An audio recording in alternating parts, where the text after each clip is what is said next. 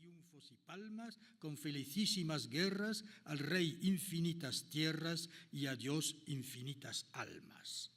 Bueno, esto, claro, del siglo XVII, es decir, muy tarde, después de la conquista, y las imágenes del siglo XVI casi no existen.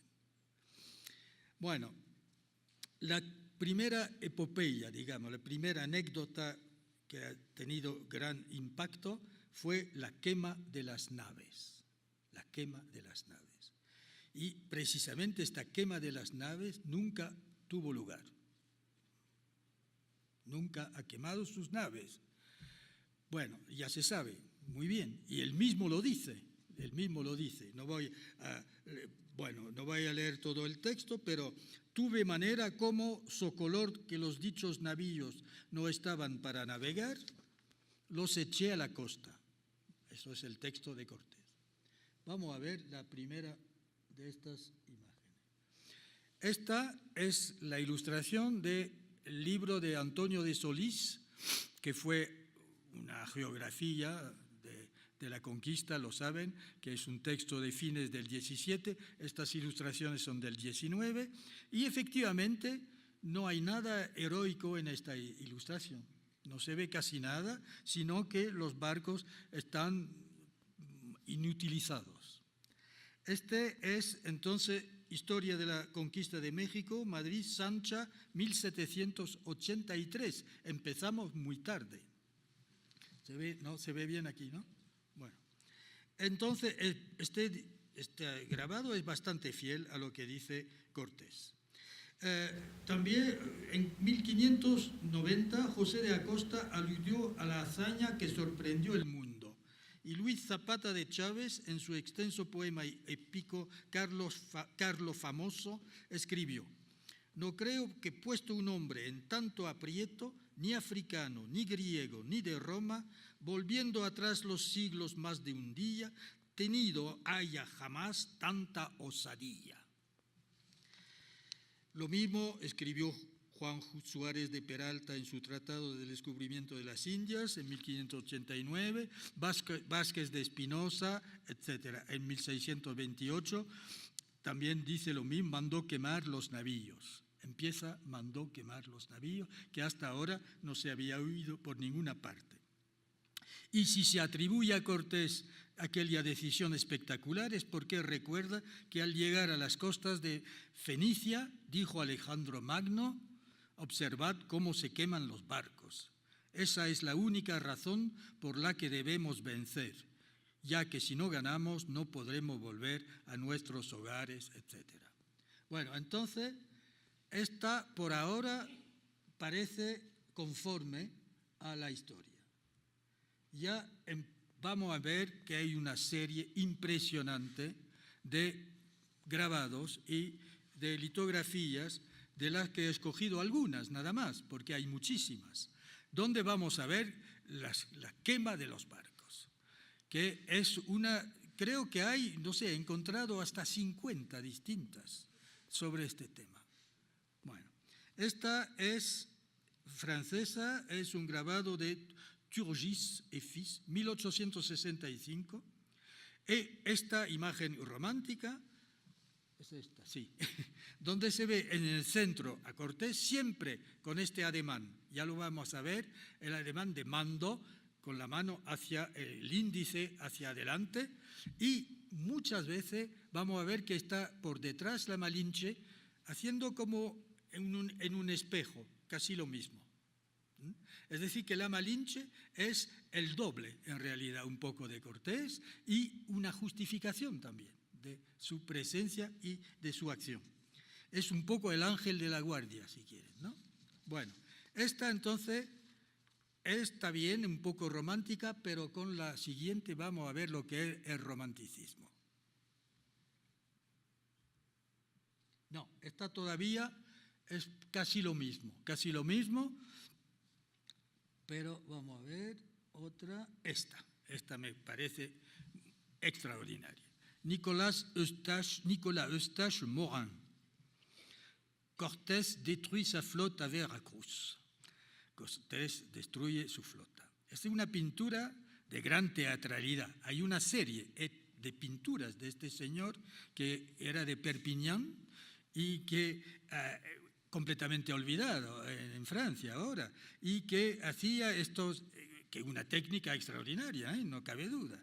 Pero ya ven que cómo está representado la Malinche que lo está aconsejando, como ven las mujeres en primer término, que bueno, son como odaliscas, una visión de una conquista muy agradable en realidad. Y la Malinche viene vestida como una reina y la india del primer plano ostenta su sometimiento. Entre los regalos se ven objetos anacrónicos. Siempre hay que mirar esto. Hay un tambor del siglo XIX y un clarín, que me parece que Moctezuma no disponía de estos elementos. Bueno, a ver, más. Hasta los mismos mexicanos han adoptado el sistema de la quema de los... Ya ve, puesto que para los niños, esta serie muy conocida que se llama como, no me acuerdo, Mauchi Hermanos, hay toda la historia de la conquista de México así, en libritos, y ya ven como lo mismo siempre, Cortés con la mano alargada, enseñando y mandando, son las dos cosas, y siempre... no siempre, pero a menudo con coraza y penacho. Bueno, la otra es de lo que se distribuía a principios del siglo XX cuando uno compraba productos Liebig. Liebig, que es para... Bueno, se daban así, como había la historia de Juana de Arco, de Cristóbal Colón, de Magallanes, y entonces había 12 grabados sobre la conquista de Cortés. Bueno, queman muy bien los barcos, aquí también. Sí. Ya ve que no se acaba fácilmente la historia. Bueno, primero un grabado francés de los años 30, convertidos en gigantescas hogueras flotantes, los hermosos barcos del rey de España alumbran la noche.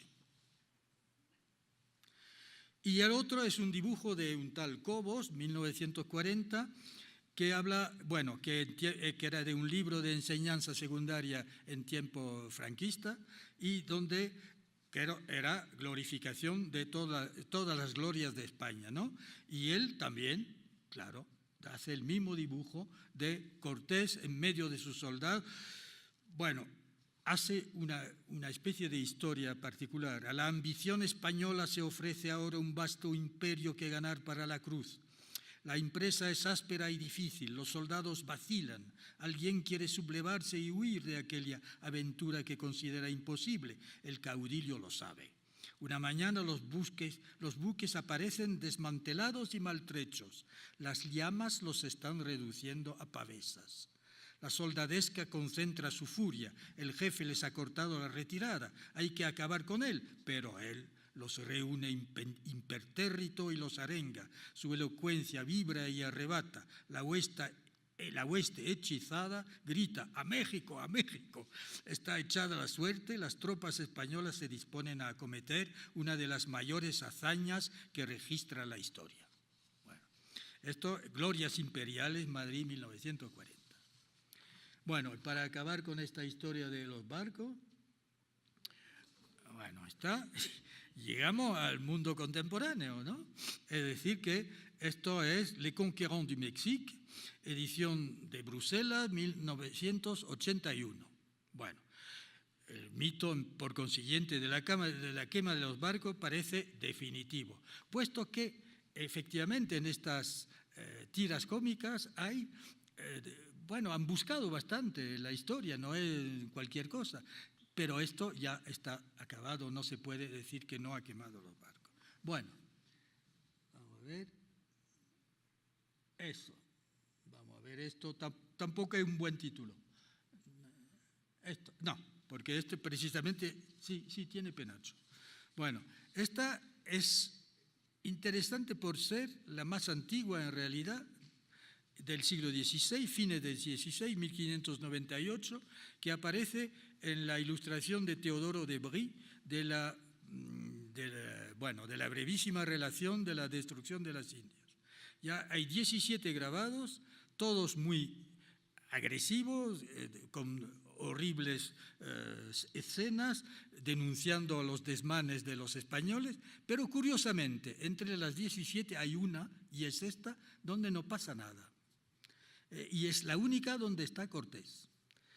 Parece escatimado Cortés de toda, en fin, no completamente, pero en fin, en el texto tampoco es muy agresivo el texto de las casas. Bueno, este aparece con los embajadores y tiende la mano. Esto lo vamos a ver en otros grabados también. Entonces, o la mano de mando o la mano para recibir y aceptar que los súbditos vengan para él. Bueno, esta mano tendida también la he visto en Cristóbal Colón. Es una cosa que se repite muchas veces. Entonces, en la famosa diatriba, Cortés, que no está nombrado, tampoco los demás, es el blanco de sus acusaciones, pero mucho menos, y en la composición no es el blanco de las acusaciones. Esto es Teodoro de Brie, que ha sido muy difundido. Pasamos al siglo XVIII, es decir, que ya notarán que en el siglo XVII no hay nada de iconografía, completamente, solamente alguna que otra en México, en Nueva España, y unos cuadros, pero hay muy poca iconografía sobre Cortés. Entonces, esta es también del libro de Solís, Historia de la Conquista de México, donde aparece en un caballo blanco, en el centro, bueno, dominante, y no voy a relatar la historia que todos conocen, está en Tlaxcala. Bien, vamos a ver más. Esta es norteamericana, esta es de Chicago, 1872, complicadísima, Es la entrada de Cortés en México y también cómo encuentra por primera vez a Moctezuma. Este tema tenemos miles de representaciones. Ha sido muy difícil eliminar, es más fácil escoger, pero en fin. En esta ya se ve, todo pues, puede analizarse, sobre todo la pirámide. La pirámide que ya se sabe que hay recuerdos de la del Tajín probablemente, de las 365 nichos, ¿no? Y, una marca de exotismo que vamos a encontrar muy a menudo es la palmera. No sé si había tantas palmeras en Tenochtitlán, no sé. Y también, las mujeres están en primer término, siempre vamos a ver que tienen una acogida extraordinaria. Es decir, que todo esto, lo que hemos visto hasta ahora, todo es positivo. Bueno, esto es de Kurtz and Allison y ha sido distribuido bastante, se conoce. Otra curiosa que en general no se conoce tampoco, es de 1992 y es una pintura mural en Tucson, Arizona, pintado por Antonio Pazos e indios yaquis y chicanos. Es curioso también, es el mismo tema del encuentro que tenemos en varios, en México, que no he reproducido aquí. A fines del siglo XX, esta pintura reivindica el mestizaje de las dos culturas, de Coatlicue a la Virgen de Guadalupe. Bueno, es una mezcla, hay el disco solar, hay todo esto, pero en fin, ya se ve precisamente que han cambiado las mentalidades, ¿no? Con relación a lo que veremos después de los murales mexicanos. Bueno, esto es la batalla de Otumba, que es el hecho heroico por antonomasia. Esto, bueno, voy a citar un periodista y escritor español, y no le he preguntado si quería o no, pero lo voy a citar. La gesta de armas más asombrosa de que un español haya culminado con éxito en toda la historia la llevó a cabo Hernán Cortés a principios de julio de 1520 en la llanura de Otumba, entonces todavía parte del Imperio Azteca. Fue algo tan desigual que todavía hoy sorprende comprobar que nuestros abuelos se alzasen con la victoria, siendo tan pocos y frente a tantos enemigos. De un lado estaban los españoles, no más de 400, apoyados por un grupo de aliados tlaxcaltecas, unos 200. Del otro, los aztecas en pleno, con su caudillo al frente, aproximadamente de 40.000 hombres. Resumiendo, tocaban a cerca de 70 mexicas por cada español, ni el mismísimo Hércules. Bueno, esto es de Fernández Díaz Villanueva. Entonces, esta batalla también está muy representada y no voy a poner más. Este, poco conocido, supongo, a no ser que algunos lo conozcan, no. Es un cuadro muy bien hecho, de un norteamericano de origen alemán que se llama Emanuel Gottlieb Leutze. Muy romántico, en 1848, y es la toma del Templo Mayor por las tropas de Cortés, basado en el texto de William Prescott, 1848. Y aquí se ve el heroísmo compartido, de cierto modo. Es decir, que el personaje principal es un cacique azteca, en el centro, el que se ve enseguida, ¿no? Y también impacta el desigual combate entre las armaduras negras contra los cobrizos, los cuerpos cobrizos, el hierro contra la piel desnuda. Y claro, también en la tradición romántica, aproximaciones arquitectónicas, aproximaciones del vestuario, de todo esto. Bueno, este es entonces de 1848. Vamos a ver. Bueno, lo pongo para decir que efectivamente hubo cuadros de la conquista en Nueva España, y lo conocen, es muy conocido, un anónimo, la toma de Tenochtitlán, ¿no? Bueno, y siempre la figura de Cortés. Bueno, quisiera leerlos un texto, precisamente, además de la batalla de Otumba, de una obra teatral francesa de Alexis Piron, Fernand Cortés, tragedia, lo he traducido. Bueno, templos infectados por la sangre que les inunda, muros cercados y torres, tristes montones de osamenta, de tus impiedades, bárbaros monumentos, aborrecibles festines y escándalo atroz que transformas al convidado impuro en un monstruo feroz. El sacrificio horrendo que acaba de terminar, todo aquello es lo que somete a América a mi ley. Si quieres ahorrar sangre y lágrimas, ordena a tu pueblo desenfrenado que rinda las armas. Cierra un templo donde ya no entra tu Señor. De no hacerlo, no esperes clemencia. ¡Ay de los vencidos! De pronto contemplarás América convertida en desierto, asolada, bajo torrentes de sangre. Ya no pronunciarás mi nombre sin espanto. Llora la desgracia de tu país, pero sepas que es culpa tuya. Esto es el texto extraordinario que revela que en Francia, en el siglo XVIII, estaban muy en pro de los conquistadores. No hubo ningún movimiento de denuncia de lo que podía ser luego en el siglo XX, fines del siglo XIX y XX, en México. Bueno,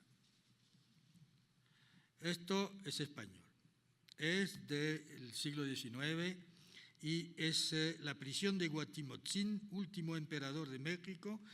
Bueno, parece una guerra muy simpática, ¿no?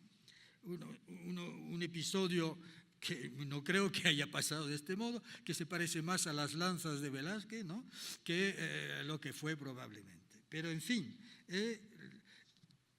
hay varios. Este es uno de los que he escogido, pero hay varias de la rendición de Cuauhtémoc, en fin, de Guatimotzin. Vamos a cambiar por completo. Esto sería el vasallo heroico, si puede ser. Es decir, que es un dibujo conocido porque está en la edición llamada de Lorenzana de fines del siglo XVIII en México, la primera después en el siglo XVIII, ¿sí? Y esto es el frontispicio.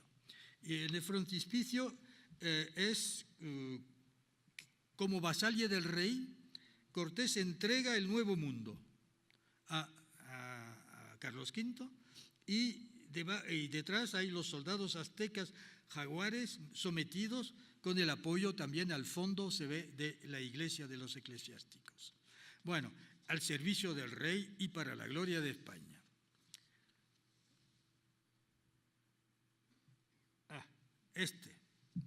Este es un tal Godefroy Engelmann, es la página de título de la ópera de Spontini. Esta ópera fue encargada por Napoleón I en 1809 y es muy curioso ver que es Napoleón que está, Cortés está disfrazado de Napoleón o Napoleón de Cortés, como usted quiera, es decir que exactamente, y veía en la gesta del conquistador una comparación halagadora que glorificara sus propias victorias, es evidente. Bueno, Cortés era Napoleón, no cabe duda, y él quería compararse con él. Ya ven que la palmera aparece también aquí, ¿no? Siempre. Puede ser porque esto pasaba en Veracruz. A ver si conocen esto. Esto es el castillo de Miramar, donde habíamos hablado, este castillo de Miramar, en Trieste, y es la obra de un tal Peter Johann Nepomuk Geiger, del siglo XIX. Y el heroico Hernán Cortés, con los indios y las indias alrededor que lo adoran, y el pavo real, que enseñando todos los escudos de los dominios tributarios de Carlos V. Bueno, la pintura es más grande, no hay modo de conseguir otra cosa sino de las Getty Images que no se pueden reproducir. Si se trata de sacar en el papel no aparece, así que mírenlo así, pero hay que ir en el castillo de Miramar en Trieste. Bueno. Otro dibujo de glorias imperiales, que era la portada del libro. Y la portada donde se ve, claro, no, es fácil comentarlo, ¿no? Cortés sobre el mundo, debajo hay la águila de 2 cabezas, por detrás, y hay un anacronismo con el Escorial. Bueno, que no era de estos tiempos, fue más tardío, pero en fin, eso corresponde exactamente al periodo franquista que era el nacionalcatolicismo, que era su doctrina en realidad. Bueno, este libro entonces era de enseñanza secundaria en España, de historia.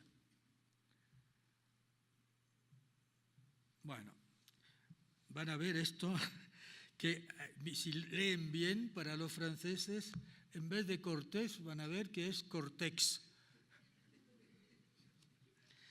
Cortex et la conquête du Mexique.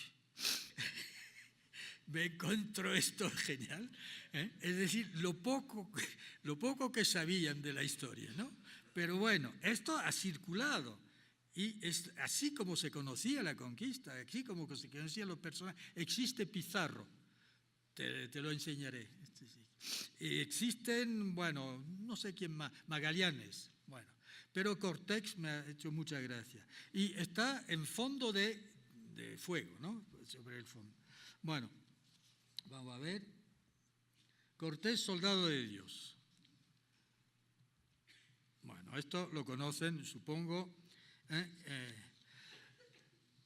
No voy a citar López de Gómara. Bueno, sí. No, tampoco Gabriel Lasso de la Vega, si no, no vamos a acabar. Esto entonces es un grabado conocidísimo, del manuscrito de Glasgow de Muñoz Camargo, que además de Cortés propone como dibujo a Cristóbal Colón y Francisco Pizarro. Bueno, el héroe esclarecido, sometiendo a Moctezuma, enarbolando la cruz. El rey azteca está engrillado y vamos a ver que el hecho de estar engrillado no es negativo. Su estandarte por el suelo, su corona rota y su macuahuitl partido en dos. A su lado, el personaje femenino con indicación Nueva España evoca también la Malinche. Bueno,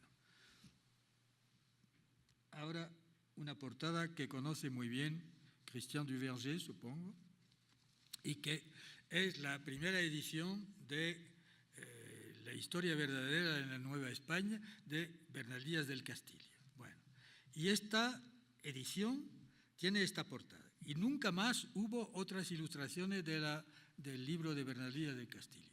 Y el personaje que está ahí es Cortés. Cortés tiene una especie de escudo espejo donde se representa la gloriosa escena cuando pone grillos a Moctezuma. Y es una escena muy interesante porque algunos dicen es escandaloso haber hecho esto y otros dicen es algo muy glorioso, extraordinario.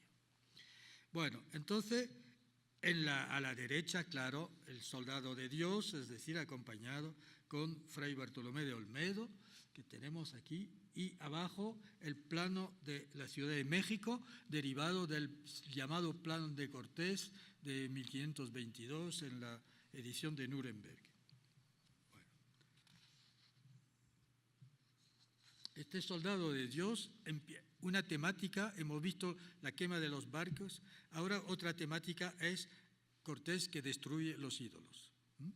Destruye los ídolos, esto también es de Solís, de 1783, y claro, aquí dice que hace amistad con los indios y que algunos huyen, pero muchos están de acuerdo para poner en vez de los ídolos que aquí van representados muy, muy europeos. No hay ninguna... no trata de saber cómo eran los ídolos aztecas y vamos a ver cuando tratan de saber lo que es peor. Mire, aquí la misma temática. Bueno, es tal vez, digamos, la lucha de Cortés contra la idolatría y contra los sacrificios humanos la que participa a su modo de un aspecto fundamental de Don Quijote, o sea, el de deshacedor de agravios. Para él era deshacer agravios. Bueno, este grabado ya hemos visto que es de una serie también de Turgis, del siglo XIX, y reza la leyenda: el 21 de agosto llega Cortés delante de San Juan de Ulúa, hace un tratado de alianza con los indios, etc. Bueno, el ídolo aquí es más interesante, porque el ídolo es una representación exacta del dibujo hecho por Frederick Catherwood, que en su viaje con Stephens, y que acababan de conocer, y es la estela de Copán, la estela de Copán que se ve. Bueno, por consiguiente hay un intento de hacer algo auténtico. Bueno, tampoco voy a leer todos los textos que lo acompañan. Aquí viene otra vez el fantástico Nicolas Eustache Morin, bueno, que fue alumno de Rognot. Ya se ve que, bueno, tiene una buena técnica, y Cortés se opone a los sacrificios humanos, teatralidad y erotismo, bueno, orientalismo también, y lo extraordinario es el ídolo, que parece vivo, que es una hidra, ¿no?, que está en la parte superior, que lo pueden ver. Bueno, y siempre la actitud dominante de Cortés, que vamos a ver también en el siguiente, que es casi lo mismo.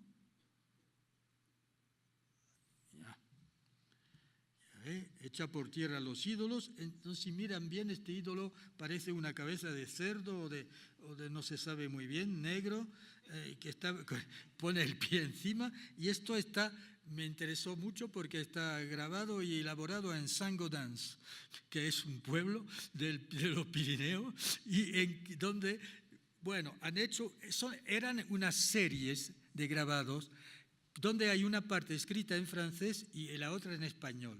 Y era gente que iban vendiéndolos entre la frontera de Francia y de España.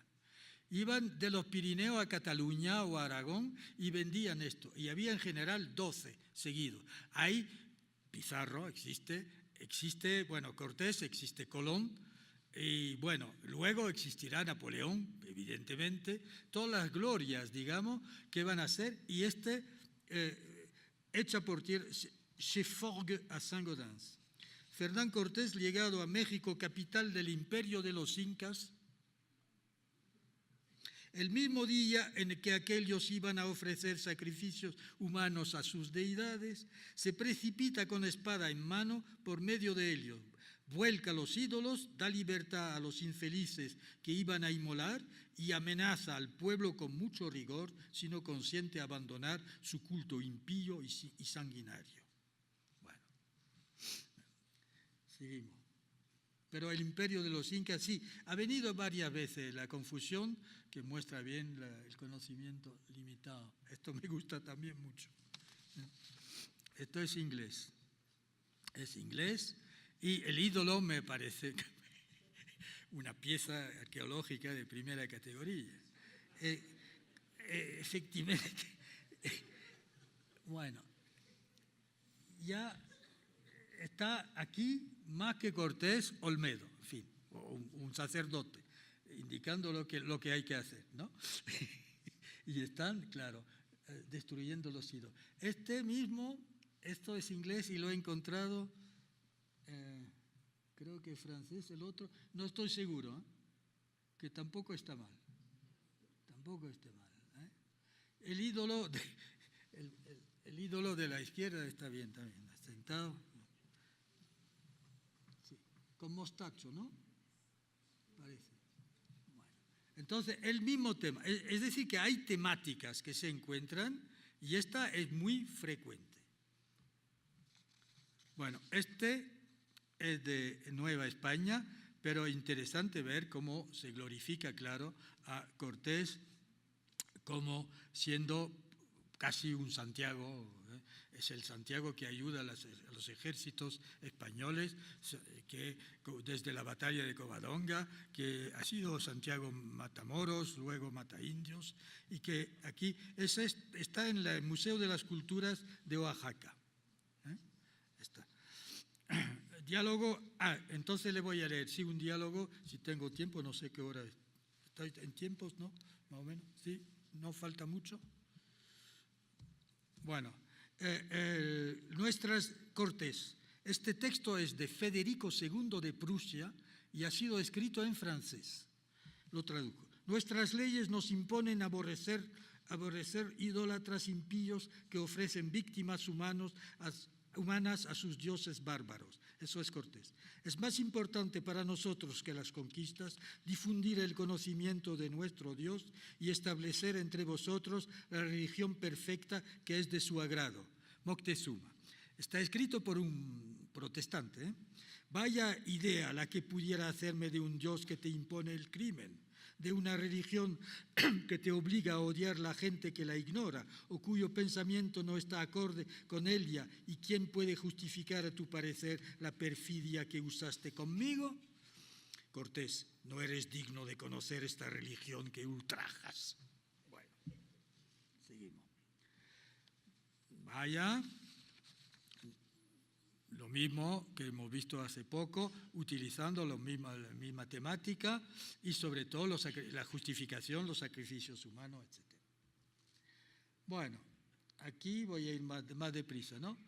Aquí es una edición francesa de una traducción tardía de la Brevísima de las Casas y hay un frontispicio complejo donde se ve como Moctezuma, como Cortés pone grillos a Moctezuma, ¿no? Bueno, Bartolomé de las Casas, Relation de voyage, bueno, es de 1697. Vamos a ver más lejos, no tenemos mucho tiempo para comentar. Esto fue muy importante porque muy difundido y es el texto de Raynal, de la historia filosófica y política de Guillaume Raynal, eso es el frontispicio del tomo tercero. Bueno, Raynal no condena la acción de Cortés, sino que denuncia la cobardía de Moctezuma. Bueno, no tengo tampoco tiempo de leerlo, pero dice al final, este príncipe, es decir, Moctezuma, con una vileza que se puede equiparar a la audacia de sus enemigos, se entrega y, colmo de servilismo, rinde homenaje a la corona de España. Esto, la misma escena, en el mismo libro que ya hemos visto. Ya ven que el aposento de Axayacatl es un poco curioso también, pero en fin. La misma temática. Friedrich Wilhelm Zacharias, Cortés, 1766, una epopeya alemana sobre la conquista de México, donde no se ha escrito sino la primera parte y que me parece que no es traducida o no conocida y que para los estudiantes alemanes sería una buena idea de estudiar. Ya ve, la palmera. Y el pobre Moctezuma engrillado. Otro tema, ya ve. Grabado francés de principios del 19. Y vamos a ver que hay una, bueno, pero estas representaciones son ambiguas, pero una denuncia. ¿Y por qué? Porque estamos en 1818 y que estamos en tiempos de la independencia en América. Y que por consiguiente, por primera vez, hay un grabado que denuncia la supuesta crueldad de Cortés, que nunca, con un esclavo negro que va a ejecutar a Moctezuma, que nunca fue. Crueldad de Fernán Cortés. Voy a seguir. Miren esto. Cortés hace encadenar a Moctezuma. Trata siempre hay siempre la intervención de la Malinche. Bueno, va a ser algo estereotipado que vamos a encontrar por todas partes. Bueno, son efectivamente aztecas de teatro, ¿no? Bueno, lo vamos a ver también aquí, el que más me gusta, Eustache Morin, en la misma escena, más violenta. Bien, y también en la arquitectura y el mobiliario neoazteca. La misma escena. Un anónimo alemán, Liebig, como hemos visto, y ya ve que aquí Moctezuma se parece a un sacerdote de Egipto. Y luego es una obra de Tancredi Scarpelli. Tancredi Scarpelli fue el que ilustraba todo en Italia en fines del siglo XIX, principios del XX. Lo ha ilustrado todo histórico a su modo. No le importaba nada. Y aquí Moctezuma es un indio del norte de América, ¿no? No importa. Sí, con plumas. El indio tiene que tener plumas y ya está.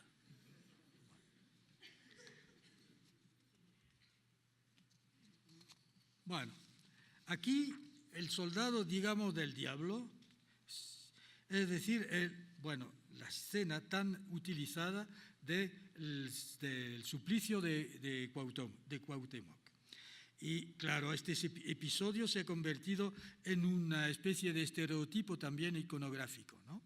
Y porque, sobre todo, hay una cosa, es que se puede comparar mucho con el suplicio de San Lorenzo. Y por consiguiente en las iglesias había muy a menudo San Lorenzo en la parrilla, ¿no? Sufriendo, y lo mismo aparece aquí Cuauhtémoc con el cacique, voy a tratar de pronunciar su nombre porque no sé nada de náhuatl, Tletlepanquetzaltzin,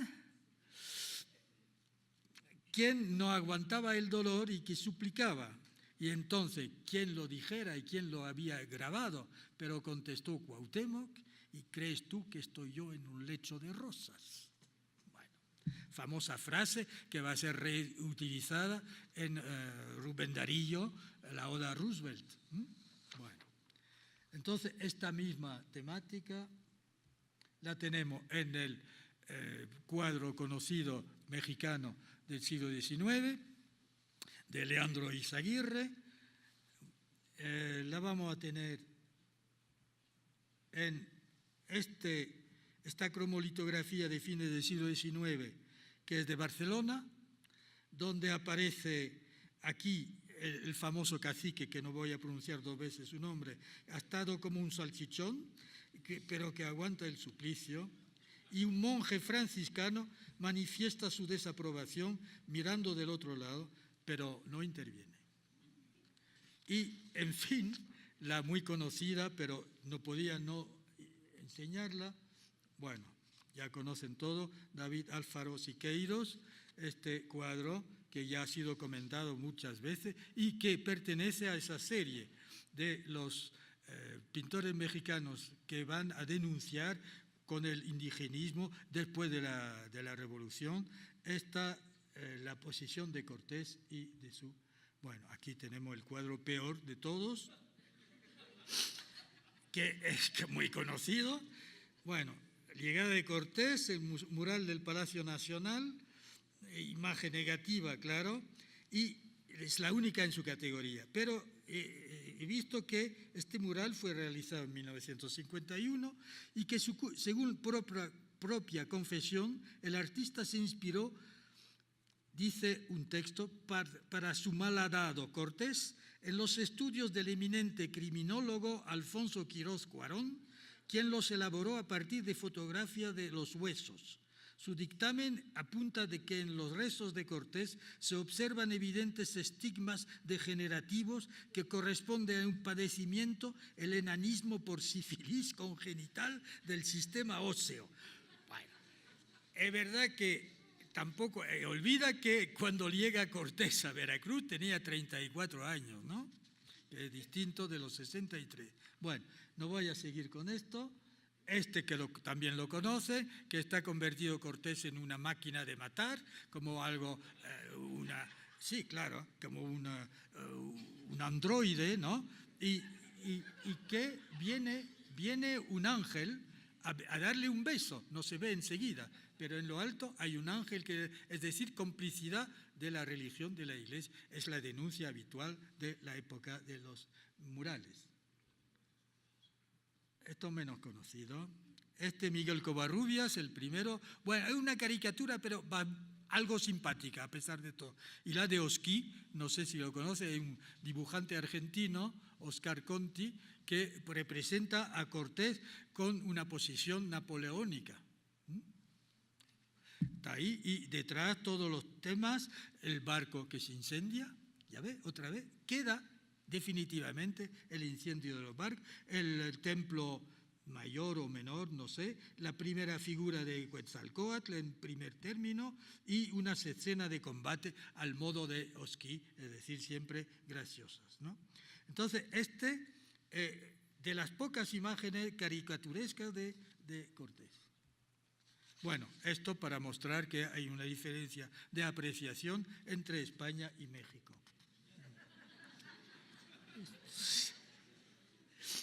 Bueno, vamos a ver, Padre de la Nación Mestiza sería la tercera parte. Aquí se ve el Códice Durán, que no voy a utilizar, solamente indicarlo. Hay también el lienzo de Tlaxcala, hay muchas cosas que no voy a enseñar. Y esto fue, claro, muy conocido, ¿no? El Marqués con la Malinche, claro, va a ser... el hombre. Entonces vamos a empezar con el retrato de Cortés. Fue de mediana estatura, algo bajo y lampiño, de poca barba, hombre alegre y vivo de ingenio y amigo de mujeres. Suárez de Peralta, Tratado de Descubrimiento de las Indias, 1589. Ya vamos a ver otros retratos de él.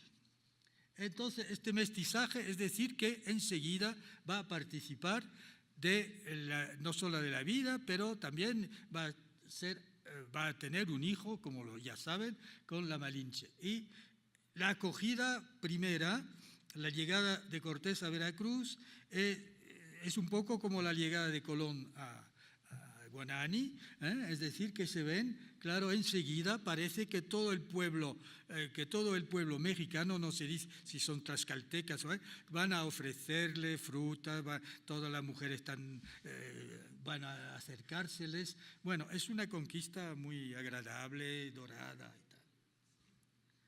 Aquí tenemos también el reparto de mujeres, bueno, el encuentro de dos culturas distintas, efectivamente, y sí, aquí cuando recibe las mujeres en la Isla de las Mujeres, vamos a ver esto. Esta es el famoso Marín. El cacique maya Zingari presenta a su hermana a Hernán Cortés. Bueno, esto no acaba así. Hernán Cortés y doña Marina, que bien lo pasó, no cabe duda, y más todavía. Ya,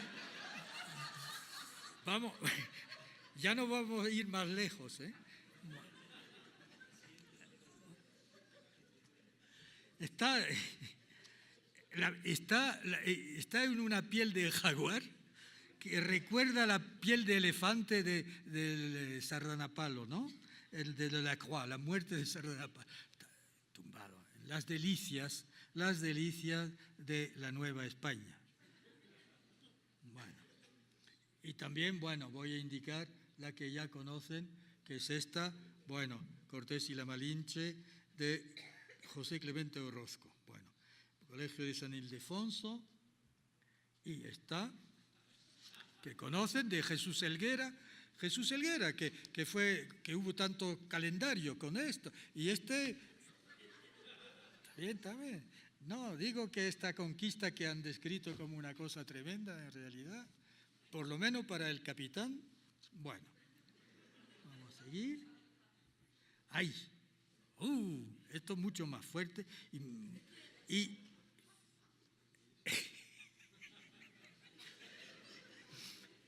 no sé si pueden leer, pero era la puta del conquistador.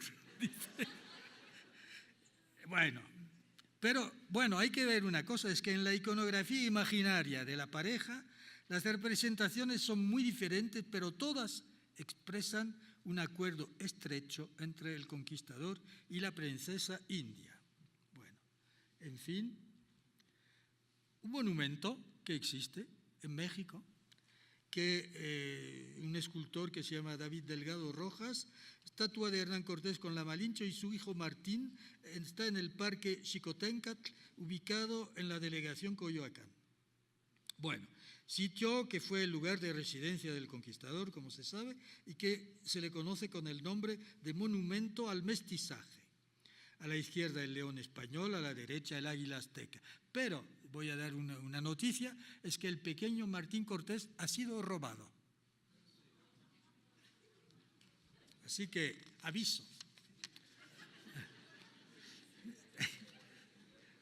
Bueno, entonces, si se considera la iconografía procortesiana, se puede notar que integra y hasta valoriza dichos episodios considerándolos aciertos estratégicos, con la excepción del suplicio de Cuauhtémoc, del que se hace caso omiso.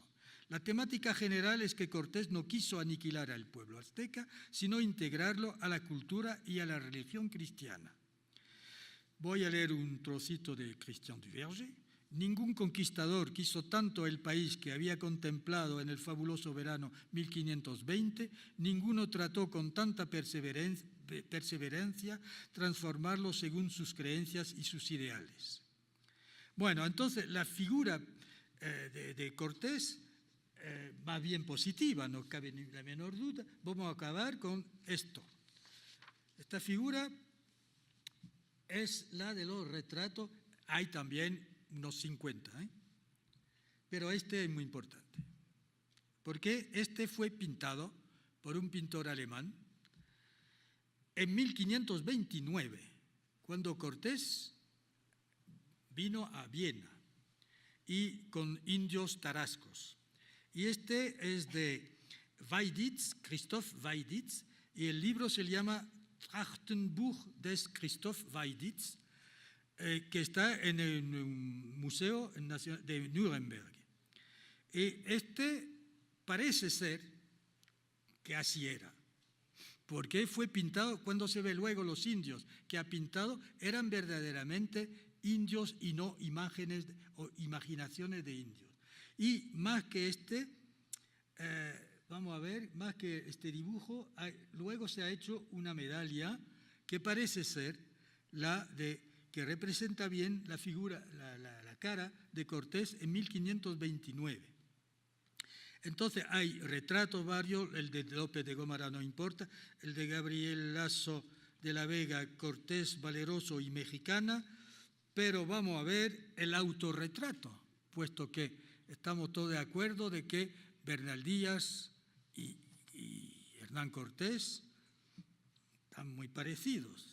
Y dice Bernal Díaz del Castillo: fue de buena estatura y cuerpo, y bien proporcionado y membrudo, y la color de la cara tiraba algo a cenicienta y no muy alegre, y si tuviera el rostro más largo, mejor le pareciera.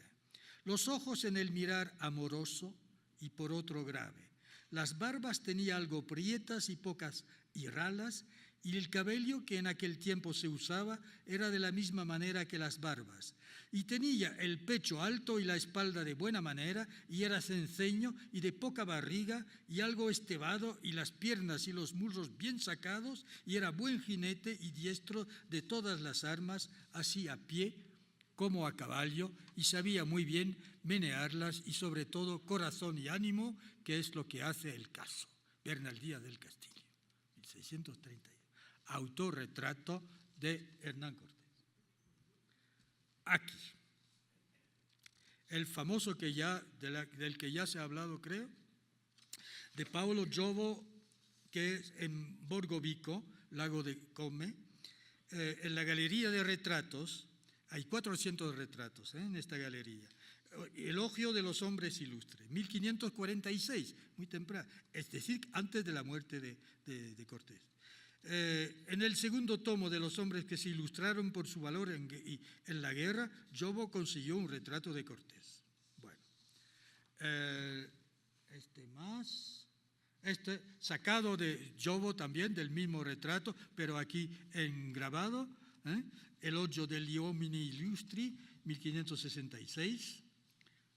Y quisiera hacer hincapié en el siguiente, No sé si lo conocen.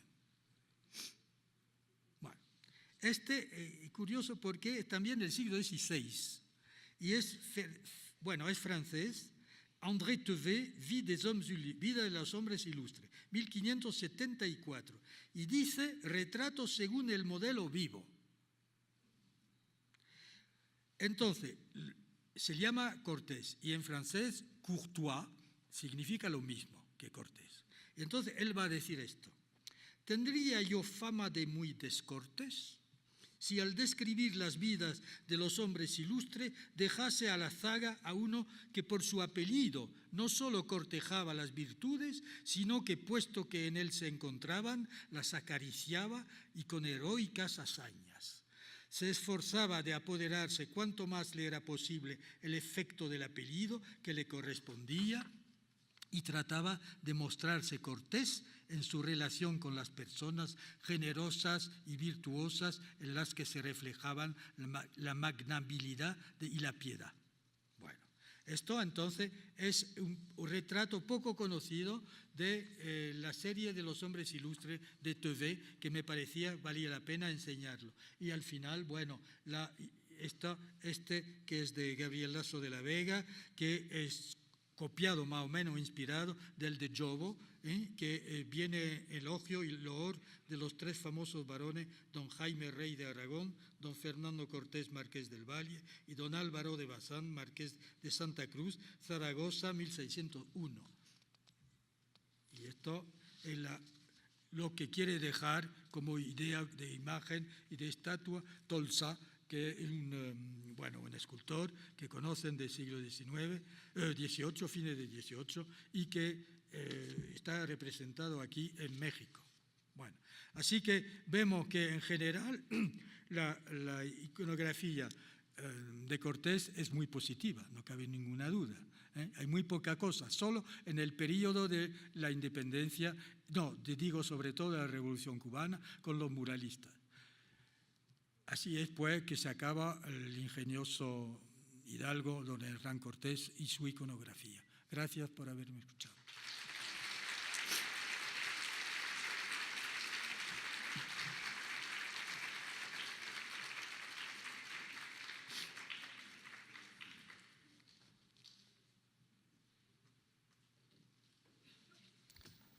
Tardado mucho, ¿no? Pero muy ameno. Bueno. Y enriquecedor, claro.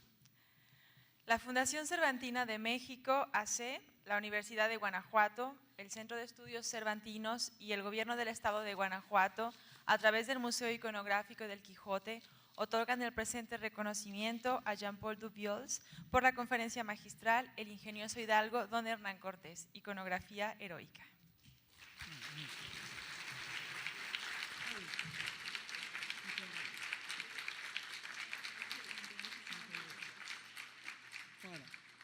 Pues gracias. Bueno, pues hacemos un receso y los esperamos a las 4:30 para la conferencia Hernán Cortés, la escritura del guerrero, con Maridaniel de Melas. Acabamos de ver la conferencia magistral dictada por el renombrado catedrático de la Universidad de Sorbona en París, Jean-Paul Dubois, llamada El ingenioso hidalgo don Hernán Cortés, iconografía heroica. El doctor Dubois es profesor emérito de la Universidad Sorbona de París.